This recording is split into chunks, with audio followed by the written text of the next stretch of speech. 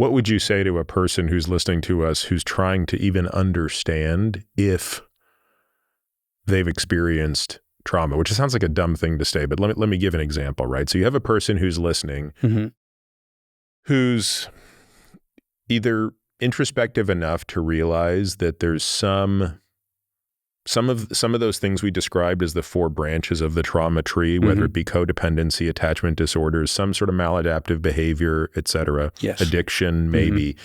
They're like, okay, I mean, if I'm being brutally honest, I'm not flying on, a perfect level, right? Like, and my spouse has complained about X, Y, and Z, and there does seem to be a little bit of, interpersonal discontent in this nature, in this relationship, et cetera. Okay, fine.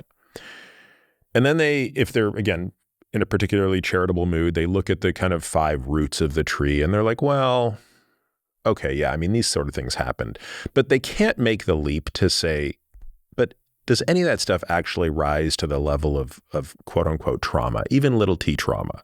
Like, is the answer just that I need to get my act together and drink a little less and, just try to be more present with my kids, or, whatever, it doesn't matter what the fix is, but they're just not sure that going back and stirring the pot of what happened to them during the first 10 years of their life is going to be an exercise worth engaging in. How would you help that person decide that, you're right, it's probably not worth stirring that up. Let's just work on some behavioral tools right now to, address the behavior, versus actually, I don't think you're ever going to truly fix these things until you go back to the root. I think that's a perfect way to approach it. So let's try that. You just, in your example, like, maybe I should just do this less and do this more, all these behaviors. Let's try that. Let's put together a plan. Goal setting, okay? This is, I'm coaching you. We're not doing an intervention here, or a therapeutic intervention. And then and if it happens, it happens, right? But folks who realize or already know that they have trauma or have been wounded significantly, sometimes I think the word just trips folks up and they just can't get over the word, right? Wounded, right? Survivors, whatever we want to call these folks. They have a really hard time putting knowing into action, right? Like, I spent many years as a very well-informed prisoner, right? Like, I know all this stuff about why it is I do the things that I do, but it's the putting it into action. The thing that you said about the not doing, that's where we get to realize, hopefully admit to self, if that's the fact, when I come back to see Jeff or whoever, well, the goal is still failing. For some reason, I just can't do that, right? Okay, well, perhaps there's something significant connected to this. Maybe something needs to be integrated. The part of you that is unwilling to do this thing that you say is the goal and the plan when you sit in front of me, that's who we need to work with. So how do you begin to do that integration, right? So, let's go back to the example you gave, because it's so profound and probably tragic, where that 4-year-old boy that learned how to manipulate and deceive to protect his mom has now carried that behavior into his marriage. So step one is obviously getting to the point where we uncover that story and make the connection, which was, an inner child is wounded. That inner child adapted with a strategy that was very positive. Everything about that strategy made sense. But guess what? Your dad isn't kind of hurting your mom anymore, because luckily she got a divorce and he's gone. And you're now applying that same behavior pattern in relationships that have nothing to do with the relationship in which that was developed to be protective. Right. And he says, okay, I get it, Jeff. How do I change?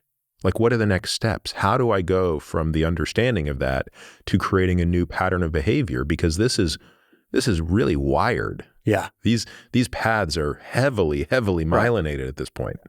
So in general, what we're going to have to do is we're going to have to expand your window of tolerance, if you will, to vulnerability, right? Because typically that protective behavior, again, the enemy is vulnerability. And so to create some muscle memory, doing something different when vulnerable, not doing that same thing, okay? And like when you talked about your experience at the bridge, and you talked about what it would have been like if we had taken away exercise, okay? Like simply sitting still for some folks is a very vulnerable experience, right? And so to create an environment where that person can experience the discomfort.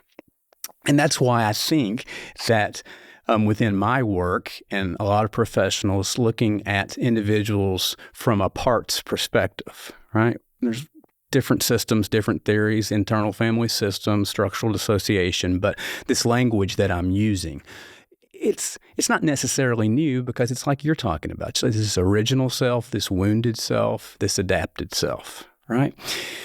The adapted self tends to have some really hard-line beliefs, right? Safety equals control. Safety equals distance. Safety equals self-abandonment. Safety equals somebody else, right?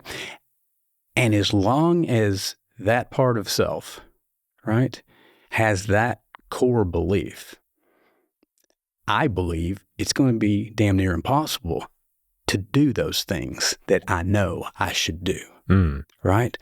So to know that there are interventions that will fit that process within, the first question is, do you got issue with this, right? Because I'm back to, if you like it, I love it, right? Like when a client is talking about, they're at the bridge and they're there because their spouse, their spouse is going to leave them. Their spouse is finally fed up with it. And, they've got all these opinions about it. So here I am because they said I needed to go to a place like this. And, and you're like, it doesn't sound like you got a problem at all. What do you mean? I was like, it just sounds like you can keep being you.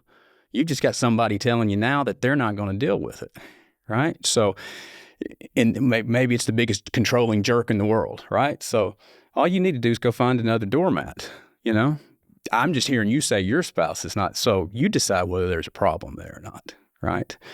And so this behavior, again, that's become the problematic behavior, how difficult it is to unravel and stop doing that behavior, again, tied into the trauma, tied into it being an ingenious damage control strategy at a time in life, perhaps, and perhaps done multiple times successfully, right? So, there's a part of self that says, why not do this? We've been doing pretty well like this for a long time.